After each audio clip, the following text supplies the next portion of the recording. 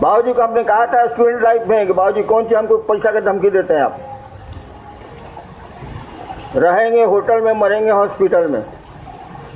और आज तक मैंने निभाया है कि मैं होटल में रहता हूँ।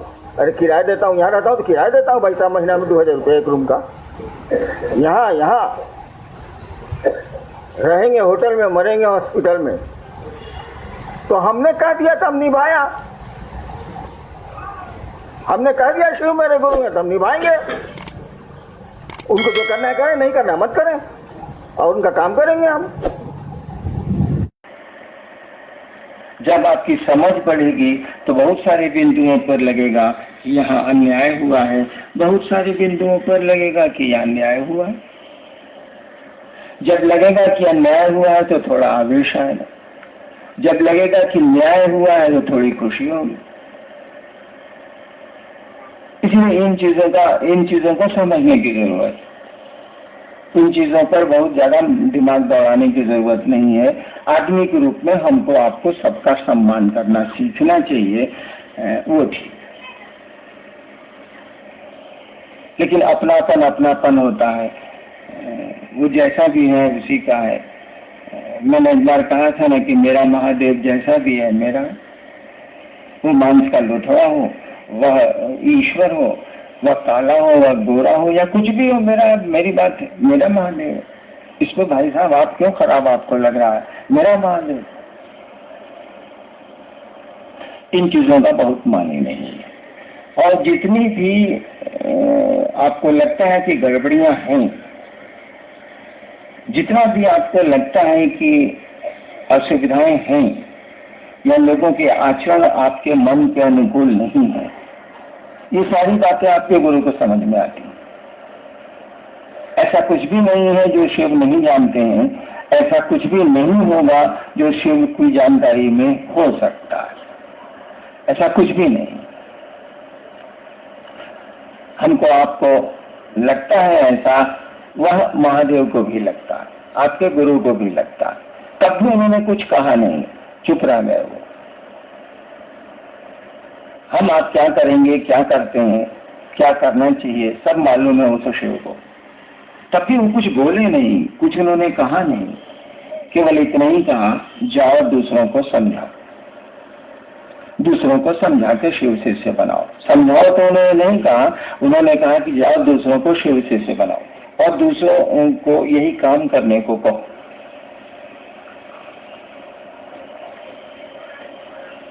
उनको सब मालूम होगा जरूर कि भविष्य में क्या क्या होगा,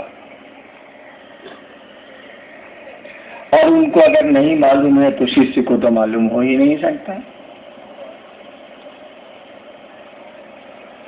तब भी वो कुछ नहीं बोले, चुप रह गए। क्यों चुप रह गए, इसका उत्तर तो उन्हीं के पास है। जो हम लोगों ने सुना उतना ही बोल सकते हैं। यानी जो उसने कहा है, अगर आप उसी पर खड़े रह जाएं। मैंने कहा था 1-2 दिन पहले कि आप गड्ढों को देखेंगे तो आपकी यात्रा गड्ढों की ओर होगी, आप खराबियों को देखेंगे तो आपकी यात्रा खराबियों की ओर होगी, आप अच्छाइयों को देखेंगे तो आपकी यात्रा अच्छाई की ओर होगी। तो जो गुरु ने कहा उस पर नजर रखिएगा, उस पर चलने की मंशा रखिएगा, उस पर चलने की कोशिश करिएगा, तो आप देखेंगे धीरे धीरे धीरे धीरे सारी चीजें ठीक हो रही हैं, ठीक हो जाएंगी। याद करिए, आज से 20 साल पहले, 15 साल पहले बिहार में जब शिव शिष्यता शुरू हुई थी तो कितनी तरह की बातें आई थी। किसी ने 13 सूत्र बनाए, किसी ने 21 सूत्र बनाए, किसी ने 2 सूत्र बनाए, किसी ने कुछ किया, किसी ने कुछ किया, किसी ने कुछ किया। आज क्या स्थिति? हम लोगों ने कुछ नहीं कहा किसी पर। जो गलत थे वो खुद ही अलग होते चले गए, जो सही थे वो खुद ही सटते चले गए। हम लोगों ने कुछ नहीं कहा, किसी का विरोध नहीं किया, लेकिन चीजें सुधरती चली गई। कितना बहुत कुछ सुंदर हो गया है शिव शिष्यता में। बहुत कम जगह गड़बड़ियां हैं और वो गड़बड़ियां भी खत्म हो जाएंगी अगर उन गड़बड़ियों पर आप ध्यान नहीं देंगे। अगर ध्यान देंगे तो वो रहेंगी, ध्यान नहीं दें, गुरु जो कहते हैं उस पर ध्यान दें, वो चीजें धीरे धीरे खत्म हो जाएंगी। अगर नहीं खत्म होती तो शिव जरूर बोलते, वहां भी कोशिश करने की जरूरत होती तो महादेव जरूर कहते कि उस जगह भी हिट करना, उस जगह भी कोशिश करना, नहीं बोले वो। ऐसे ही उसको गुरुओं का गुरु नहीं कहा जाता है, ऐसे ही वो गुरुओं का मालिक नहीं बना हुआ है, जिसके एक वाक्य से संसार की चीजें शिव की ओर घूम सकती हैं, उसी का नाम है महादेव। एक वाक्य उसने कहा, जाओ दूसरों को शिव का शिष्य बनाओ। इतनी सी बात आपको पता हो या नहीं हो, संसार की सारी सिद्धियां इसी आदेश में है, संसार का सारा भोग इसी आदेश में है। शिव ने ही कहा है, इसकी परिधि के बाहर कुछ भी नहीं, कुछ भी नहीं। और होता तो वो जरूर बोलते, और हम लोगों ने तो अपने जीवन में देखा उसके बाहर कहीं कुछ नहीं। संसार की कोई सिद्धि उसके बाहर नहीं है, कोई समृद्धि उसके बाहर नहीं है, कोई सुख उसके बाहर नहीं है, कुछ भी उसके बाहर नहीं है। आध्यात्म जैसी दुनिया उसमें सिमट गई है, बिल्कुल एक मुट्ठी में आ गई है, मात्र उसकी एक पंक्ति में गुरु इसको कहते हैं। ये है महादेव। और उसने कुछ कहा ही नहीं, बिल्कुल हल्की बात कही कि जाओ दूसरों को शिव से सेवा, और कुछ कहा ही नहीं, बहुत मामूली बात कही। लेकिन जब इसमें आप घुसते हैं, मास्टर वही ना है जो बच्चे को कहे कि कुछ नहीं है बहुआ, कुछ नहीं है, एकदम हल्का है, खाली गुड़वा इधर से उधर करो ना, साला उसी में सब हो जाता। बढ़िया मास्टर तो आपको पहले बताएगा नहीं कि बहुत आगे बहुत गहराई है या कठिनाई है, वो तो जान ही रहा है कि कम पानी में तैर रहा है, धीरे धीरे वो ज्यादा पानी को भी तैरिए जाएगा ही। लेकिन मैं पहले कम पानी में तैरना सीखे तो आप बुझे हैं कि 2 तरीके, टॉप में हमको महादेव सिखा रहे हैं तैरना, जीना, आगे तालाब भी है, उसके बाद समुद्र भी है, और तब आपको कोई दिक्कत नहीं है, आप पार कर जाएंगे, क्योंकि तब में आपने तैरना सीख लिया। हमने तो यही पाया है कि शिव ने जो कहा बड़ा आसान सा लगा, अब उतना ही भारी लगता है, उतना ही कठिन लगता है। लेकिन क्या करिएगा, गुरु का आदेश है, हमको आपको करना है। हम लोग क्या कर सकते हैं, जो उन्होंने कहा है हमको आपको करना है। और व्यवस्था और सुरक्षा और भोजन और ये बहुत मानी नहीं रखते। ठीक है, लौकिक दृष्टिकोण से आप लोग बात कर रहे थे, मैं सुन रहा था, इसका बहुत अर्थ नहीं है। सब कुछ हम लोग अपने माथे ले लेंगे तो कुछ तो शिव करेंगे, कुछ तो महादेव को करना होगा, कुछ उनके भी हिस्से छोड़ दीजिए कि वो कुछ करें, थोड़ा करें। तो सुरक्षा बहुत मानी नहीं रखती है, गड़बड़ियां बहुत माने नहीं रखती है, और व्यवस्था बहुत माने नहीं रखती है। ये लौकिक दृष्टिकोण से गलत है, इसीलिए लौकिक समाधान पर आप बात कर रहे थे। ठीक है, बात होनी चाहिए कि लौकिक मामला है तो लौकिक समाधान ढूंढे जाने चाहिए, लेकिन आपका लोक भी परलोक से ही चलता है भाई साहब। आपका हमारा लोक भी परलोक से ही चलता है। हमारा जीवन, हमारी सांसें, हमारा आना, हमारा जाना, हमारा रहना लोक से निर्धारित नहीं है। हम आप बैठ के किसी के, इतने आदमी हैं, किसी के जीवन को नहीं बचा सकते, बहुत कठिन है। देखिए फिर इतने लोग हैं, इतनी शक्तियां हैं, सब टुकड़े टुकड़े में शक्तियां बैठी हैं उस शिव की, कुछ नहीं कर सकते। यानी हमारा आपका ये जीवन भी वहीं से चलता है, दिखता है लोक में, लेकिन इसके पीछे जो ऊर्जा आई है, जो शक्ति काम कर रही है, वो हमारे आपकी आंखों से नजर नहीं आती, वो परलोक की है, दूसरे लोक की। तो लौकिक रूप से जो व्यवस्थाएं जरूरी है हम आप जरूर करेंगे, और हमको आपको करना चाहिए। लोक, क्योंकि लोक में हम रहते हैं, इस दुनिया में हम रहते हैं, तुरंत आरोप और आक्षेप हम पर आप पर लगेंगे। तुरंत लोग कहेंगे कि ऐसा हुआ, ऐसा हुआ, ऐसा हुआ, इससे तो बचना ही पड़ेगा। लेकिन अगर महादेव का आदेश आप ठीक से करते हैं तो ये आरोप नहीं लगेंगे। आपको महादेव ने कहा दूसरों को शिव शिष्य बनाओ, अब आप शराब पी के मंच पर जाइएगा, लोग कहेगा दारू पिए हुए हैं, साला क्या बोले। देखिए गुरु का आदेश अब गड़बड़ा रहा है। उन्होंने कहा दूसरों को शिव शिष्य बनाओ, वो कहेगा कि नहीं साहब कुंची बोलेगा, शिव शिष्य बनाओ, ऐसा अपने दारू पी के बैठा हुआ। देखिए आपको गुरु का कार्य करने में संयम बरतने की जरूरत हो गई।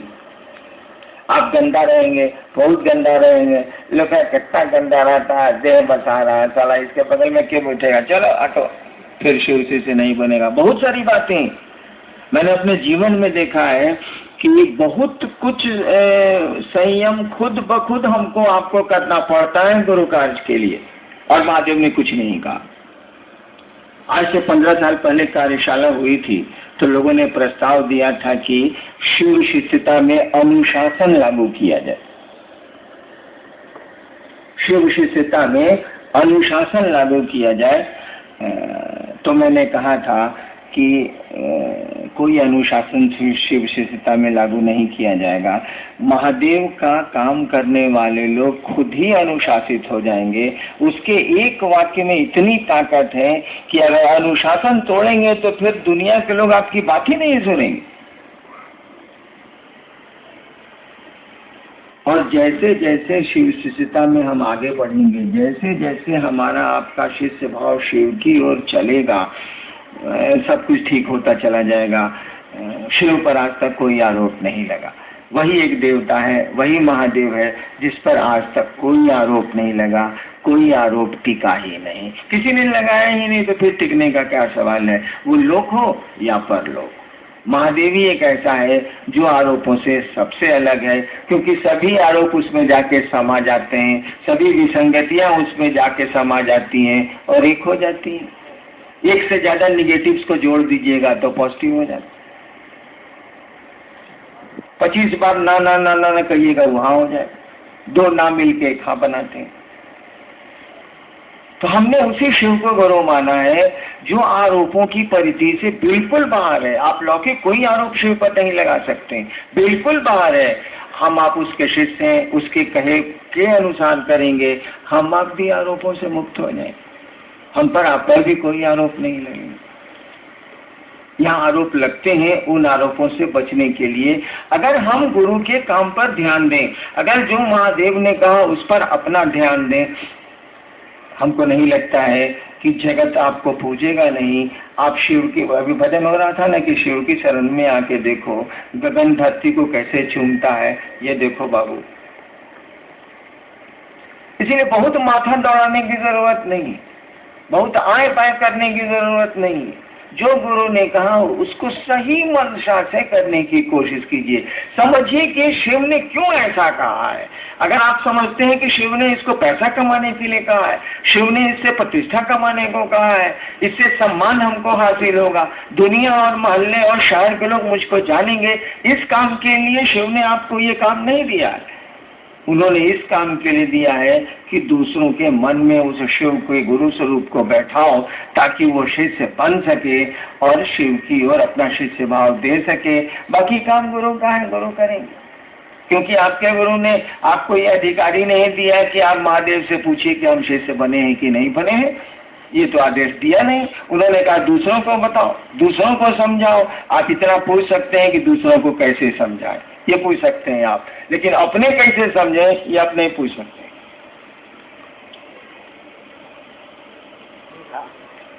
क्यों कहा ऐसा? क्यों नहीं कहा कि तुम पूछना हमसे कि तुम शिव शिष्य हुए कि नहीं हुए? क्यों कहा? क्यों नहीं कहा? इसीलिए नहीं कहा, ये तो गुरु की जिम्मेवारी है। कोई शिष्य होगा तो उसको शिव बनाने की गुरु की जिम्मेवारी है। तो वो क्यों तुमसे आपसे कहेगा कि तुम कहाँ पहुंचे हमसे पूछना? उसकी तो ड्यूटी है, वो तो करेगा। तो आपको स्कोप क्यों देगा? नहीं होगा कब न पूछिएगा। यह जो गुरु ने कहा और उससे जो नतीजे आने वाले थे, आने वाले हैं, वो नतीजे नहीं आएंगे तब न सवाल उठेंगे। नतीजे नहीं आने का कौन सवाल है? 5 करोड़ मच्छर विक्रांत जलपोत पर बैठ गया है। वो जो पहले चलता था ना जलपोत विक्रांत, अब तो बंद हो गया।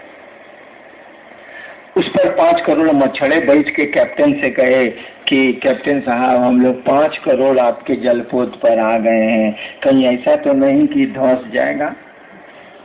विक्रांत का कैप्टन कहेगा कि बाबू हमरे डेक पर तो फुटबॉल खेला जाता है, हम ये देख कर 8-8 हवाई जहाज एक साथ उतरते और चाहते हैं। तुम्हारे 5 करोड़ मच्छर के बैठने से क्या अंतर आता है? 10-20 करोड़ और हो तो आ जाओ, कोई दिक्कत नहीं है। हम खुलेंगे और जहाँ जाना है पहुँच जाएंगे। तुम बैठो, कोई दिक्कत नहीं। उड़ोगे तभी दिक्कत है, उड़ जाओगे तब फिर तो हम तुमको पहुँचा नहीं सकेंगे। तुम्हारे वजन से इस जलपोत को में कोई हलचल नहीं होने वाली है। थोड़ी हलचल भी होती, वो भी नहीं होने वाली है। तो शिव गुरु का तो ऐसा पद है कि हम पूरा जगत समा जाए। जगत मैंने धरती, जगत में बहुत छोटी चीज है। पूरी धरती समा जाए, पूरा जगत समा जाए, तब भी उस जलपोत में कोई हलचल नहीं होने वाली है, कोई उसको दिक्कत नहीं होने वाली है। आदमी रहे तब ना, यहाँ शिव ही गुरु है। आदमी तो हम लोगों के बीच में गुरु नहीं है। और गुरु से, शिव से हम लोगों को जोड़ना है। लोगों के मन में शिव को उतारना है, उस गुरु को उतारना है। उतारना तो शिव को है, लेकिन शिव उतरेंगे नहीं जब तक वे ही गुरु के रूप में उतरेंगे नहीं। क्योंकि गुरु का काम ही है कि आपको वो शिव से जोड़ते हैं, आपको परमात्मा बनाते हैं। हमको आपको जुड़ना है उस महादेव से ही जिसकी घरों में पूजा होती है। लेकिन हम लोग आप जुड़ कर उतार रहे हैं। पूजा पूरी की पूरी पूजा जो हमारी चल रही है, स्थापित जो पूजा पद्धतियां हैं, वो पद्धतियों में आके दम तोड़ रही है, विधियों में आके दम तोड़ रही है। नतीजे तो आ नहीं रहे, बहुत कम आ रहे हैं, बहुत हल्के आ रहे हैं। लेकिन वो पद्धति में ही वो पानी नलके से कहाँ से गिरेगा, पाइपे में खत्म हो जा रहा है, नल से आ ही नहीं रहा। तो प्यास तो मिटेगी नहीं। बूंद बूंद कभी टपक गया तो प्यास मिट गई, अन्यथा वो पानी का सप्लाई तो पाइप में ही रह जा रहा है, चल ही नहीं पा रहा है। बिना गुरु के ये काम होता नहीं है। हम लोगों ने कहा उस शिव को गुरु बनाइए। धीरे धीरे मैं देख रहा हूँ कि शिव को गुरु आप बना रहे हैं क्षेत्रों में। आप धीरे धीरे मुझको भी गुरु बनाते चले जा रहे हैं। इस आदत को छोड़िए। आदमी का स्वभाव है कि उसको प्रत्यक्ष रूप से कोई चीज थमा दीजिएगा, वो अप्रत्यक्ष को नहीं खोजेगा। ये घटना मेरे साथ कई बार हुई है। पहले मेरे साथ बहुत सारे लोग रहते थे जो आंख से दिखते नहीं, अभी भी रहते हैं, लेकिन कुछ नहीं करते हैं वो लोग। पहले किया करते थे तो सब काम उन्हीं को मैं कह देता था। जो भी जरूरत पड़ी मैंने उनको कह दिया, काम हो गया। वो आध्यात्मिक हो या लौकिक हो, लौकिक बात तो मैं बहुत कम करता हूँ, कह दिया करता था, काम हो जाता। धीरे धीरे उन लोगों ने मेरा साथ छोड़ना शुरू किया, कह के छोड़ना शुरू किया कि रहेंगे लेकिन करेंगे नहीं। तो मुझको बड़ी दिक्कत हुई कि भाई रहिएगा करिएगा, नहीं तो करेगा कौन। लेकिन वो लोग अपनी बात पर अड़े रहे, रहने को तो रहने लगे, लेकिन कुछ नहीं करना मैंने कुछ नहीं करना शुरू किया, कुछ नहीं करते। अब नतीजा क्या होगा? काम तो है, लोगों को शिव गुरु से जोड़ना है, धरती पर भी काम है, जरूरतें पड़ती हैं। अब उपाय क्या है? तो मैं अब कोई उपाय नहीं चला तो मैंने महादेव से जुड़ना शुरू किया। ठीक उसी तरह से आप मुझसे लोगों को जोड़ देंगे तो वो शिव से जुड़ेगा नहीं, वो मुझको ही पकड़ लेगा। इसमें हमको आपको सतर्क होना चाहिए। वरेण्य गुरु बाता की स्थिति को कम करना होगा और उस गुरु की स्थिति को मजबूत करना होगा, सामने लाना होगा। अगर मुझको आप सामने लाएंगे तो मैं दिखता हूँ, मैं हूँ, स्थूल शरीर में हूँ, लोग मुझको पट से पकड़ लेंगे। बड़ी आसानी होती है शरीर में किसी को पकड़ लेने की, क्योंकि वो कहीं रहता है, कहीं वहाँ जा सकता है, मिला जा सकता है। शिव से जुड़ना थोड़ा आदमी को अकबक लगता है, क्योंकि वो शरीर में नहीं है, उनसे जुड़ना एक लंबी यात्रा है, इसीलिए आदमी उसको जल्दी पकड़ता नहीं है। हम आप भी अगर इस धरती पर शिव का झंडा लहराने आए, शिव गुरु पद से लोगों को जोड़ने आए हैं, तो हमको आपको उस शिव को आगे करना होगा, उसी को सामने करना होगा, अपने पीछे होना होगा। आपको भी पीछे होना होगा, हमको भी पीछे होना होगा। पीछे होंगे तभी उसको आगे हम कर सकेंगे, अन्यथा वही पीछे हो जाएगा, हम ही आगे हो जाएंगे, आप ही आगे हो जाएंगे। इसलिए क्षेत्रों में भी आप शिव के गुरु स्वरूप को स्थापित करने की कोशिश करिए।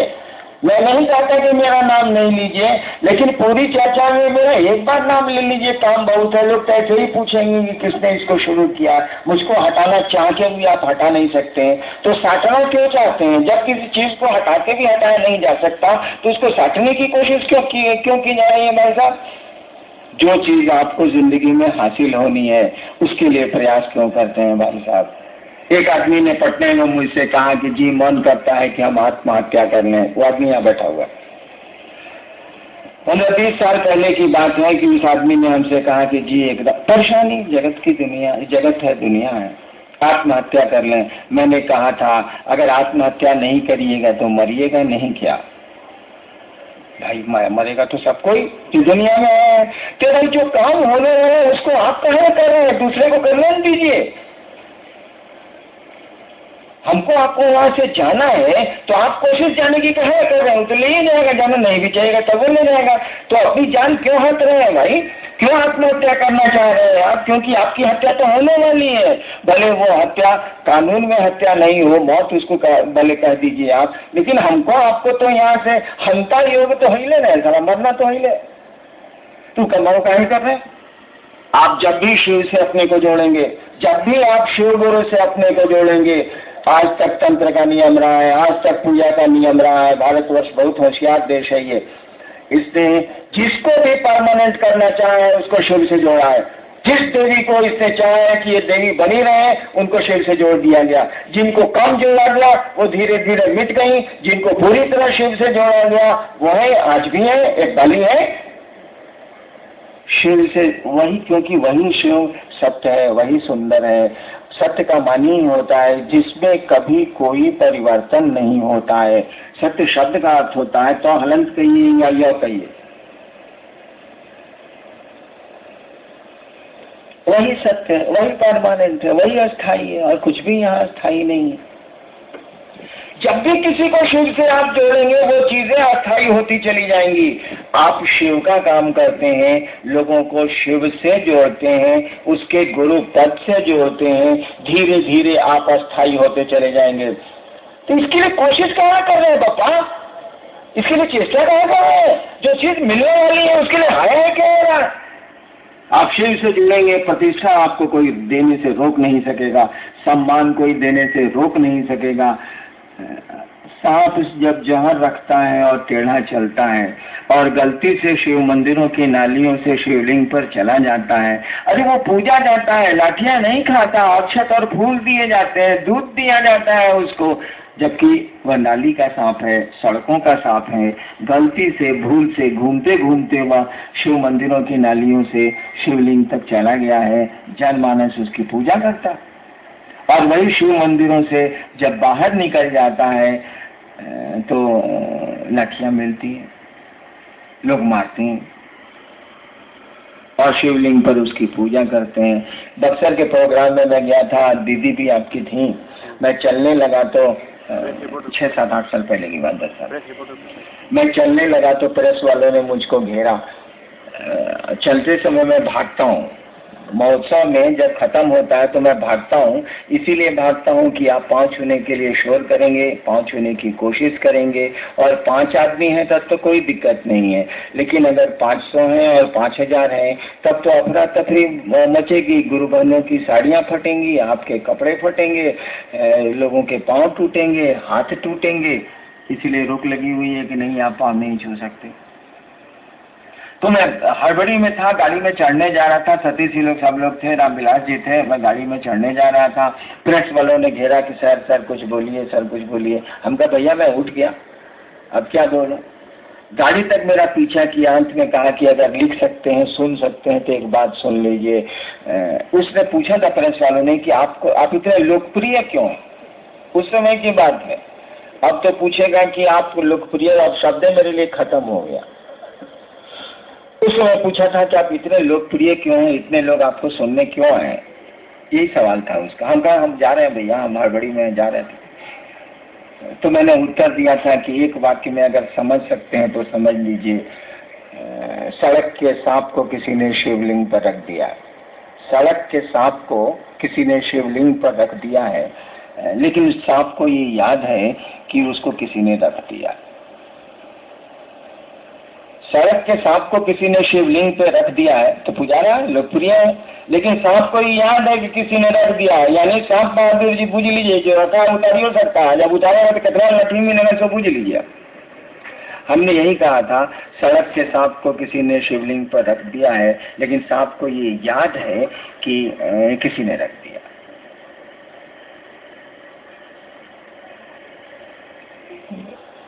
तो सम्मान तो हम लोगों के पीछे पीछे चल रहा, उसकी कोशिश क्या, उसके लिए प्रयास क्या, वो चाहिए उसको आपको हटाना कि हटाइए हटाइए हटाइए, हटेगा नहीं आपसे। शिव के साथ सटे हैं, शिव के साथ दूसरों को सटा रहे हैं, सम्मान आप चाहिएगा, दुनिया चाहेगी तब भी नहीं हटा सकेगी। आप उल्टा उससे जुड़ने का प्रयास करते हैं, जो चीज होने वाली है उसी को करना चाहते हैं, नहीं भी करिएगा तो होगी, और उसको रोकिएगा तब भी होगी, क्योंकि शिव की बात आप कर रहे हैं, उनके गुरु स्वरूप की बात कर रहे हैं।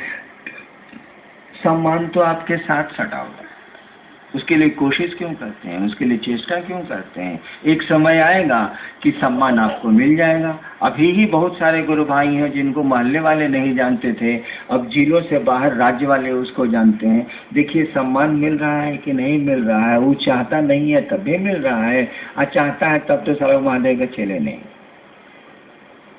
वो समझता ही नहीं। तो हमको आपको वही करना है जो हमारे आपके गुरु ने कहा, और उसकी मंशा, हमारे आपके करने की मंशा वही होनी चाहिए जो गुरु चाहते हैं।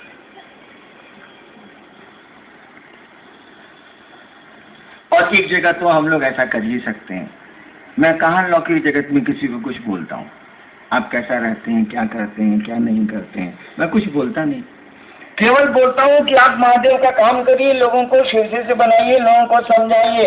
मैं जानता हूँ कि इस काम को जैसे करेंगे आपका लौकिक आचरण ठीक हो जाए, क्योंकि करने के पहले आपको लौकिक आचरण धीरे धीरे ठीक ही करना होगा, अन्यथा आप कर ही नहीं सकेंगे। मैं कुछ नहीं बोलता, आप केवल आपको प्रेरित करता हूँ कि अपने गुरु से लोगों को जोड़िए, और आप नहीं जोड़ पाते हैं तो इसके लिए अपने गुरु से दया मांगिए। जिसने आदेश दिया है उसको कहिएगा ना कि हमसे ही काम नहीं हो रहा है, अब वो कोई उपाय सोचेगा कि काहे नहीं हो रहा। वैसे मैंने देखा है कि जब भी आप अपने महादेव से ये कहते हैं कि आपका आदेश हमसे नहीं हो रहा है, और कहने का सिलसिला आप जारी रखते हैं क्योंकि आपका मन कर रहा है करने को, धीरे धीरे धीरे धीरे रास्ते खुल जाते हैं, रास्ते बन जाते हैं। जो असुविधाएं आपको हैं, जो बाधाएं हैं, जो अवरोध हैं, वो धीरे धीरे खत्म होने लगते हैं। क्यों? इसीलिए कि हमारे आपके संस्कार किसको कहते हैं? ये हम लोग बोलते हैं कि संस्कार इसका अच्छा है, संस्कार इसका खराब है। संस्कार शब्द कहाँ से क्या होगा? संस्कार का मानी क्या है? कुछ नहीं है। संस्कार का मानी है हमने आपने जो किया है पहले, उसका फल आपको अभी मिला नहीं है, वह बीज के रूप में, सीड के रूप में, बिया के रूप में आपके साथ है, उसी को बोलते हैं संस्कार। जैसे आप एक मुक्का दीवार पर मारिए, चोट तुरंत लग जाएगी, फल मिल गया आपको। मुक्का मारे दीवार में, तुरंत मिल। आप बहुत डाउन है टाउन के, आप 5 आदमी को रोज पीटते हैं, वो बेचारा कुछ नहीं बोलता। दीवार में आपने ठोकर मारी तो चोट आपको लग गई, कर्म किया तो फल ले लिया आपने। लेकिन आप बहुत बड़े डॉन है शहर के, रोज 5 आदमी को 5 रपड़ मारते हैं, वो बेचारा गरीब है, कमजोर है, कुछ नहीं बोलता।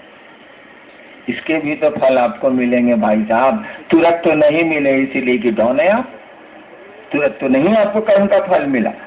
लेकिन ऐसा तो नहीं है कि नहीं मिलेगा, मिलेगा। तो जब तक नहीं वह फलता है पेड़, वह बिया जब तक अंकुरित नहीं होता है, इसी स्थिति को बोलते हैं संस्कार।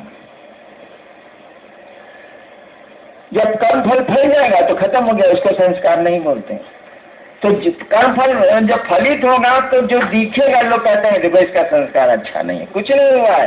कर्म फल का बिया फलित हुआ है, इसीलिए आप पर आरोप अब लग रहे हैं, आप ऐसा करते हैं, आप ऐसा करते हैं, आपका संस्कार एकदम खराब हो गया। किसी को आप कहते हैं इसका संस्कार बहुत बढ़िया है, कुछ नहीं हुआ है। पूर्व जन्म का बिया या पहले का की कमाई आपकी फलित हो रही है, जिसके चलते आपको समाज एक ओहदा दिए हुए हैं, आपको इज्जत दिए हुए हैं। लोग कहते हैं कि इसका संस्कार बहुत अच्छा है। वही कर्म फल के जो बीज हमारे आपके हैं ना, वे ही हमको आपको शिव की ओर नहीं चलने देते, क्योंकि वही शिव जगत की इच्छा से हमारे आपके रूपायित हुआ है। तो जगत में आने के चलते, जगत के आकर्षण के चलते जो हम कर्म करते हैं, तुरंत फल जिनके नहीं मिलते हैं, वो तो सीड रहते हैं दिया के रूप में, और दिया आपको दर्द नहीं देता है। पीपल का बीज, बरगद का बीज राई के दाने के बराबर होता है, कुछ नहीं है उसमें, मसल दीजिए खत्म हो जाएगा। लेकिन अगर सही वातावरण मिल गया, सही जमीन मिल गई, सही मौसम मिल गया, तो क्या होगा? वही बरगद का छोटा सा राई के दाना बराबर एक छोटा सा दिया विशाल वृक्ष बनता है, इतना विशाल कि हाथियों को उसमें बांधा जाता है, और पेड़ को पता भी नहीं चलता कि मेरे जड़ों में 10-10 हाथी बांधे गए। लेकिन उसी का दिया मसल दीजिए खत्म हो जाएगा, उसका अस्तित्व मिट जाएगा। तो हमारे आपके संस्कार हमको आपको शिव की ओर नहीं चलने देते, वे रोकते हैं, क्योंकि हम लोगों ने जगत के आकर्षण में जीना सीखा है, पहले भी जीते रहे हैं, जीना सीखा है। जगत में का आकर्षण हमारे आपके मन में है, शिव का आकर्षण पकड़ाने की स्थिति नहीं है, वैसा माहौल नहीं मिल रहा, बस सीध है।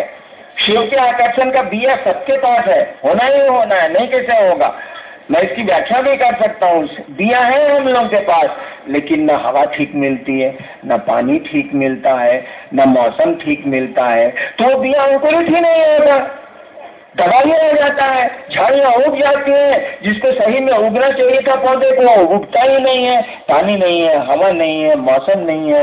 आध्यात्मिक परिवेश होगा तब ना अध्यात्म का दिया तमकेगा। परिवेश ही नहीं है, कोई समझाने वाला ही नहीं है, कोई बताने वाला ही नहीं है, कोई प्रेरित करने वाला ही नहीं है, और इसीलिए महादेव ने कह दिया जा दूसरों को समझाओ। सीड उनके पास है, सीड सबके पास है, दिया सबके पास है। अनुकूल वातावरण दोगे, अनुकूल पानी दोगे, अनुकूल हवा दोगे, अनुकूल मौसम दोगे, तभी ना वो दिया पनपेगा, अंकुरित होगा। अन्यथा कैसे अंकुरित होगा? पड़ा रहेगा, बहुत ज्यादा स्थितियां खराब हुई तो सड़ जाएगा।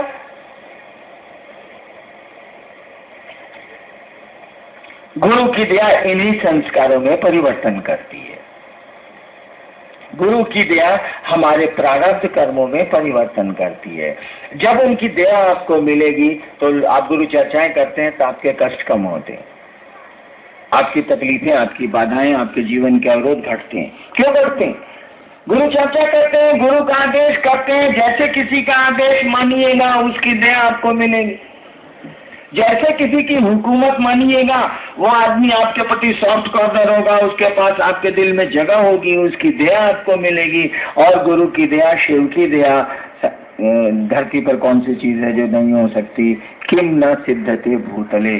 शिव अगर चाहे तो इस संसार में क्या है जो नहीं हो सकता। धीरे धीरे हमारे कर्म फल के बीज दग्ध हो जाते हैं, जलने लगते हैं, फिर अंकुरित नहीं होते तो आपकी बाधाएं कम हो जाती हैं, अवरोध कम हो जाते हैं। दिया तो रहता है लेकिन पेड़ नहीं बनता। तो आप उनसे दया मांगने की मानसिकता में जाएंगे, उनके आदेश को करने की मानसिकता में जाएंगे, और आपसे नहीं होगा तो छटपटाएंगे आप। किसी का जीवन बचाना चाहते हैं, आपका प्रिय है और बचा नहीं पा रहे हैं तो छटपटाएंगे आप, रोएंगे आप, चिल्लाएंगे आप, क्योंकि आपका बस नहीं चल रहा है। बीमारी लाइलाज हो गई है, बिना इलाज के, इलाज पर भी नहीं ठीक हुई, उसका इलाज नहीं हो पा रहा है, और आपका कोई प्रिय आदमी है, आपको छटपटे भी कीजिएगा, आप तो रोई भी कीजिएगा, आप तो चिल्लाई भी कीजिएगा, आप तो माथा फोड़ भी कीजिएगा अपना। जब ये मन की स्थिति आ जाएगी कि मेरे गुरु का आदेश है और मुझसे नहीं हो रहा है, आप चाहत आपकी बहुत तेज हो गई है, तो छटपटाइएगा, हल्ला करिएगा, शोर करिएगा, हंगामा करिएगा। लोग कहेंगे आवेश में बोलता है, कुछ नहीं है, छटपटाहट है, इसीलिए आप ऐसा बोलते हैं। मेरी पत्नी बीमार पड़ी पटने में 94 या 97 में।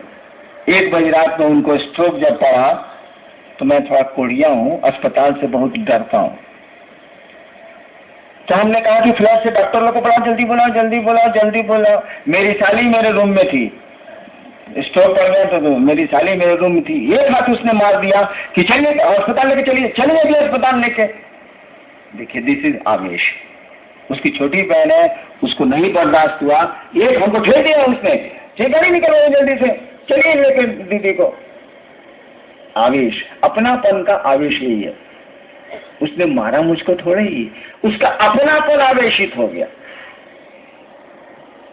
तो जब हमको आपको कोई चीज हम चाहेंगे और नहीं मिलेगी तो छटपटाहट होगी, आवेश होगा। आप नहीं करेंगे तो मैं आवेशित खुद ही होता हूँ, कम होता हूँ लेकिन होता हूँ। आखिर कोई कितना कहेगा, सोचिए तो। कहते कहते कार्यशाला बुला रहे हैं, ये कर रहे हैं, वो कर रहे हैं, वो कर रहे हैं, कितना कोई कहेगा। अंत में तो कबीर ने कहा अब कुछ कहना नहीं, जा साला, कहना था सो कह दिया, अब कुछ कहना नहीं। बैठा दरिया माँ, साला नदी के बीच में हम बैठ गए, साला आओ चाहे जाओ, एक आई दूजी गई, बैठा दरिया माही, साला आओ चाहे जाओ, कहना था सो कह दिया, अब कुछ कहना नहीं। यहाँ भी कबीर आवेशित है, कह रहे हैं इनके साथ, कहना था सो कह दिया, अब कुछ कहना नहीं। एक आई दूजी गई, बैठा दरिया माही, नदी में बैठिएगा तो क्या होगा, लहरें आएंगी और जाएंगी। तो आदमी आवेशित हो जाता है, कहते कहते थक जाता है, तब भी आप नहीं समझते हैं, उसके प्रिय का काम आप नहीं करते हैं जो आपका प्रिय होना चाहिए, तो आवेशित तो हो ही जाएगा वो, उसमें उसका कोई दोष नहीं। हम आप भी होते हैं। आपका बच्चा बुखार से तड़प रहा है और ड्राइवर गाड़ी निकालने में देर कर रहा है, आप आवेश में तो आएंगे ही आएंगे, क्योंकि आपका बच्चा है। तो जब हम आप इस आवेश में आए, होना चाहिए आवेश रहित आवेश, चार्जलेस चार्ज होना चाहिए, लेकिन ये शिव को छोड़ के किसी को नहीं। कोई आवेश रहित आवेश रखता हो या उस शिव को छोड़ के, और एक देवी है महाकाली, इन दोनों को छोड़ के इस संसार के किसी देवता को नहीं है, किसी देवी को नहीं है। मात्र 2 सत्ता भारतवर्ष की है जिनको कहा जाता है कि अघोरा है, घोर नहीं होती है, आवेशित नहीं होती है। एक महादेव है और एक समय से परे की देवी है महाकाली। 2 ही देवता इस संसार में है, एक महाकाल खुद ही है और उनकी शक्ति महाकाली है। 2 ही देवता ऐसे हैं जो आवेश रहित आवेश उनके पास है, अन्यथा कोई भी संसार में नहीं है। हम आपकी गिनती तो, हम लोग तो आदमी है, कोई भी संसार में देवी देवता नहीं है जो घोर नहीं होता, आवेशित नहीं होता है। उसको होना ही होना है। इसीलिए भारतवर्ष किसी देवी को अघोरा नहीं कहता है, किसी देवता को अघोरेश्वर नहीं कहता है, किसी भगवान को वो अघोरेश्वर नहीं कहता है। कहता है शिव को छोड़ के कोई अघोरेश्वर नहीं है। शिव का नाम ही दे दिया गया अघोरेश्वर। महाकाली को ही, मात्र महाकाली को कहा गया, केवल महाकाली को कहा गया कि हे भगवती आप ही अघोरा हैं और कोई अघोरा नहीं है। कोई ऐसा नहीं है जो आवेश रहित आवेश रखता हो। आप ही को देखने से लगता है कि कोई आवेश आपके पास नहीं है, और सारे के सारे आवेश वहीं से निकलते हैं। वाह रे वाह, सारे के सारे आवेश वहीं से निकलते हैं। सारी की सारी घोर चीजें वहीं से निकलती हैं। और उस सत्ता को देखिए, लोगों ने नाम दे दिया भोला बाबा। देखिए, असंख्य शक्तियों का धारक हो, धारक नहीं जनक है वो। जितने भी संसार में शक्तियां हो सकती है, शिव उसका जनक है, वो पैदा करता है, वहीं से पैदा होती है वो। और लोगों ने नाम दे दिया भोला बाबा। भोला मने बुड़बक, भोला मने बेवकूफ, भोला मने इसको कुछ नहीं बुझाता है, काहे तंग करता है, लड़का बड़ा भोला है भाई साहब, मत तंग कीजिए उसको, काहे उसको चिढ़ा रहे हैं, लड़का बहुत भोला है, बहुत सीधा है। अनंत शक्तियों के धारक को इस देश ने नाम दिया भोला। कहा ही जाता है शिव को छोड़ के कोई अघोर नहीं है, महाकाली को छोड़ के कोई अघोर नहीं। तो आवेश रहित आवेश तो शिव में है मात्र, और फिर उनकी शक्ति महाकाली में, महाकाल में उनकी शक्ति महाकाली में, और इस संसार में कोई इससे मुक्त नहीं है। नन ऑन दी अर्थ। वो अर्थ क्या? World, globe. तो आवेश स्वाभाविक है, कोई क्या करे। कभी तो दिया के कहिए थे इनकी, एक गई दूजी आई, एक आई दूजी गई, बैठा दरिया माही, कहना था सो कह दिया, अब कुछ कहना नहीं। हम लोग के साथ दिक्कत क्या? कभी तो बोल के चले गए कि अब कुछ कहना नहीं। हम लोग के पीछे तो चला भाई हम लोग को पकड़ लिया है। हम लोग कंबल को थोड़े पकड़े हैं, सर दिखता है कंबल है, भालू सारा हुए धर लिया, वो डूब रहा था, हम डूब रहे थे। कंबल पहन के बुझ के साधु जी निकालने गए, था साला भालू धर लिया साधु जी को। अब लोग कह रहा है कि साधु जी आप काहे डूब रहे हैं, कंबलवा छोड़िए ना। सधुआ कहा कि साला हम काहे पकड़ेंगे, वो ये हमको पकड़ लिया। हम लोग के साथ प्रॉब्लम है कि हम ही लोग पकड़ा गए। गुरु ने कहा जाओ दूसरे को समझाओ। अब आप कह नहीं सकते हैं कि अब कुछ कहना नहीं, फेरा लग गया।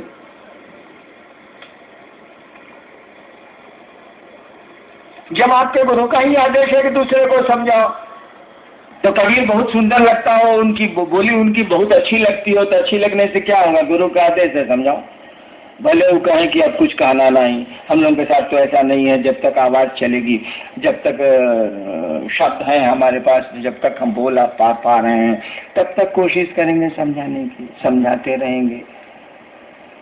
तो हम आप अगर गुरु का आदेश नहीं कर पा रहे हैं तो उससे दया लें, मंशा बनाए। हम लोग इतना शोर क्यों कर रहे हैं? गुरु चर्चा करिए, लोगों को शिव से बनाइए, गुरु चर्चा करिए, लोगों को शिव से बनाइए, इसीलिए कि आपकी चाहत पैदा हो, आपके भीतर ये इच्छा पैदा हो कि हम गुरु का कार्य करें, हम शिव का कार्य करें, ये इच्छा पैदा हो। इच्छा पैदा होने न दीजिए, इलाज तो हम लोगों के पास है ले। चाहत पैदा होने न दीजिए कि कोई आपका बीमार है जल्दी से ठीक हो जाए।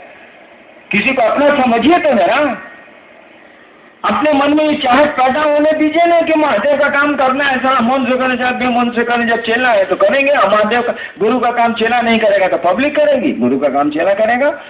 गुरु के हाथ पांव ही उसके शिष्य होते हैं और दूसरा कोई नहीं होता। उसकी पूरी दुनिया में गुरु की पूरी दुनिया में शिष्य होते हैं और कुछ हो ही नहीं सकता। वह पिता होगा तो कोई उसका पुत्र होगा, लेकिन गुरु जब भी होगा तो उसकी दुनिया में शिष्य ही बसते हैं। डॉक्टर की दुनिया में रोगी ही बसते हैं, वकील की दुनिया में उसके क्लाइंट ही बसते हैं। हाँ, फिर किसी का बेटा होगा तो कोई उसका बाप होगा, लेकिन वकील होगा तो वकील शब्द ही जुड़ा हुआ है मुकदमे से, लोगों के मुकदमे लड़ने से, उसकी दुनिया उतनी ही भर है। तो जैसे आपकी चाहत आपके भीतर बढ़ेगी, जिसकी कोशिश में हम आप लगे हैं, जैसे चाहत आपकी बढ़ेगी, छटपटाहट आएगी, रोकेंगे आपके कर्म फल, रोकेगा उस शिव की सृष्टि की इच्छा रोकेगी। वही शिव रोकता है भाई, माया भी उसी की है। रोकेगी उसी शिव की सृष्टि की इच्छा जो जगत की ओर हमको आपको लेकर जा रही है। फिर आएगी उस गुरु की दया जो उस इच्छा को तोड़ेगी, जो शिव सृष्टि की इच्छा है, तीसरी इच्छा है, उसको तोड़ेगी, उससे लड़ेगी और आपको घुमाएगी शिव की ओर। दोनों साथ साथ चल रहे हैं। उस शिव की इच्छा भी चल रही है जो शिव को जीव बना रही है, उसकी यह भी इच्छा साथ साथ चल रही है जो जिसको दया भाव बोलते हैं, जो जीव को शिव बना रही है। दोनों साथ चल रही है, दोनों में कोई दिक्कत नहीं है, कोई कठिनाई नहीं है। एक ही कठिनाई है कि दया की स्थिति में मन जाएगा तभी दया का कनेक्शन बैठेगा, बिजली जलेगी, अन्यथा नहीं जलेगा। हम लोगों ने कहा शिव बोलो, उस शिव को अपना गुरु बनाओ, गुरु चर्चाएं करो जो गुरु कहते हैं, जो उनका आदेश है। जैसे जैसे ही चाहत में जाएंगे आप, जैसे जैसे कोशिश करेंगे कि हम भी गुरु चर्चा करें, हे महादेव हम पर आप दया कर दीजिए कि आपका होशियारी यही ना है भैया, कोई काम कोई कह रहा है करने के लिए पॉट से कर दीजिए, तब ना अपना कम्मा थमाइएगा, नहीं क्या भक्ता के नहीं चल रहे, नहीं होशियारी है। कोई कह रहा है कि भाई साहब पानी पिलाइए, तो जा आप बुझ नहीं कि इससे कुछ हमको कामों है, तुरंत गिलास में धो के ले आइए, ले हम खड़ा हो जाइए, लीजिए पानी, ले आए। तब कहेगा कि जी वो काम है, ले जरा कर देती है अपने। अच्छा ठीक, क्या काम है बोलो, कर देते। अब वो पानी मांग रहा है, आप उसको दे रहे हैं लहसुन सुगने, हो गया। महादेव कह रहा है दूसरों को समझाओ, आप कहते हैं जी टांग टूटल है, काहे बोलते हैं टांग टूटा हो, उसको मालूम है, छोड़ दीजिए। कहिए कि हम पर दया करिए कि हम गुरु कार्य करें, हम लोगों को समझा सकें कि आप उसके गुरु हो जाइए। महादेव को मालूम है कि आपका टांग टूटा हुआ, वो ऐसी दया करेंगे कि टूटे पांव में आपको पंगु गिरवर चढ़े। कार्य दाऊ ब्रह्म पद कार्य करू अधोगामी, है, पंक्ति सुनी है ना। आज देखिए, मूक हो ही वाचाल, कहा जाता है ना कि आप अगर चाहें तो जो गूंगा है वो बोली बोलने लगता है। मूक हो ही वाचाल, करोड़ों आज गुरु बहने हैं जो मूक थी अपने घरों में, वाचाल हुई है कि नहीं हुई है? मूक हो ही वाचाल। जो लोग कुछ बोलते नहीं थे, घरों में सिमटे थे, अपने पति और अपने सास ससुर का लाख सहते थे, वो लोग आज वाचाल हो गए। वो लोग अब बोलने लगे हैं, मन से बोलने लगे हैं, भीड़ में बोलने लगे हैं, मौसम में बोलने लगे हैं। हे मूक वाचाल नहीं हुआ। देखिए उस श्री में कितनी ताकत है। मूक हो ही वाचाल। आप जो मूक थे, कोई आवाज आपके पास नहीं थी, आपको बोली निकाल दिया उसने, मूक को वाचाल कर दिया उसने। ठीक उसी तरह से पंगु गिरवर लगा, जो लंगड़ा है वो पहाड़ों को पार कर जाता है। आप पार करते हैं कि नहीं? मैं ऐसे शिव शिष्यों को जानता हूँ जिनके पांव टूटे हुए हैं और अब वो ठीक नहीं होंगे। मैं ऐसे शिव शिष्यों को जानता हूँ जो अंधे हैं और कुछ नहीं उनको दिखता है, और मामूली महादेव का काम वो नहीं करते। देखिए वो लंगड़ा है, पहाड़ चढ़ा दिया ना महादेव, चढ़ गया ना वो शिव की बात करता है, लोगों को शिव की ओर चलने की बात करता है। खुद ही पहाड़ चढ़ गया है, दूसरों को पहाड़ पर चढ़ के आवाज दे रहा है, आइए इस पहाड़ पर चढ़िए, ये तो शिव का शिखर है, शिव की चोटी है, शिव का पहाड़ है। कहना था तो कह दिया, अब कुछ कहना नहीं।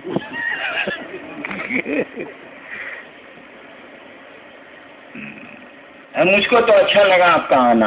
आपको मेरा आना अच्छा लगा कि नहीं लगा ये मैं नहीं जानता, लेकिन मुझको आपका आना जरूर अच्छा लगा। और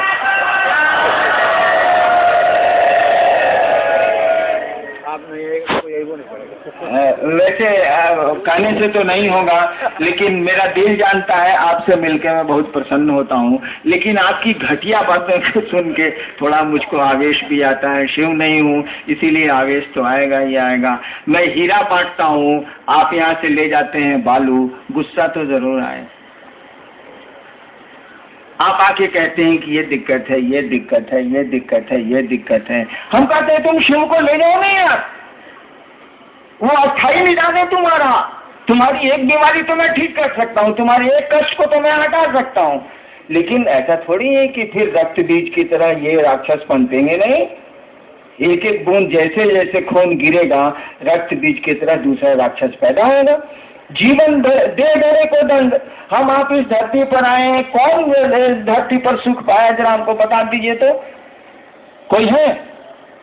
कोई नहीं है। एक बड़ी सुंदर कहानी है, मैं कभी कभी कहता था पहले। महाभारत खत्म हो रहा, 18 दिन का महाभारत खत्म हो रहा।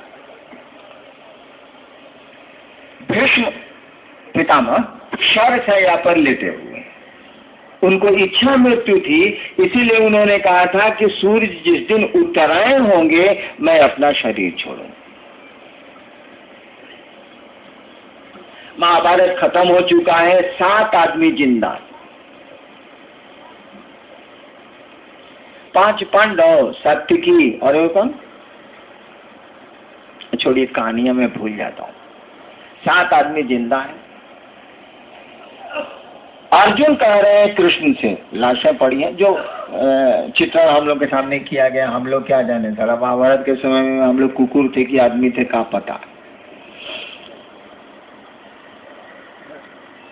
अर्जुन कहते हैं कृष्ण से कि हे केशव, चलिए हम लोग भीष्म पितामह का दर्शन कर लें, पितामह का दर्शन कर लें। कृष्ण आते हैं, वो 5 पांडव, हाँ सात्विकी कृष्ण और 5 पांडव साथ हो ही गया। ये लोग आते हैं, भीष्म पितामह के सामने खड़े होते हैं, वो शरशय्या पर लेटे हुए हैं। भीष्म की आंखों से आंसू बह रहे, लेटे लेटे दोनों तरफ से आंख से आंसू बह रहे। अर्जुन ने भीष्म पितामह की आंख में आंसू देखे तो कृष्ण से सवाल किया कि केशव, पितामह को तो इच्छा मृत्यु है, 10 वसनों में एक नहीं है, शिव के अनन्य भक्त ही ये परशुराम के शिष्य थे। और तब मौत से इनकी आंख में आंसू क्यों? मौत के भय से इनकी आंख में आंसू है। 10 वसुओं में एक है, इच्छा मृत्यु इनको प्राप्त है। परशुराम, महर्षि परशुराम के शिष्य है ये, और तब मौत का भय इनको सता रहा है, इनकी आंख में आंसू है। अर्जुन कृष्ण से पूछा है, कृष्ण कोई उत्तर नहीं दे रहा, चुप।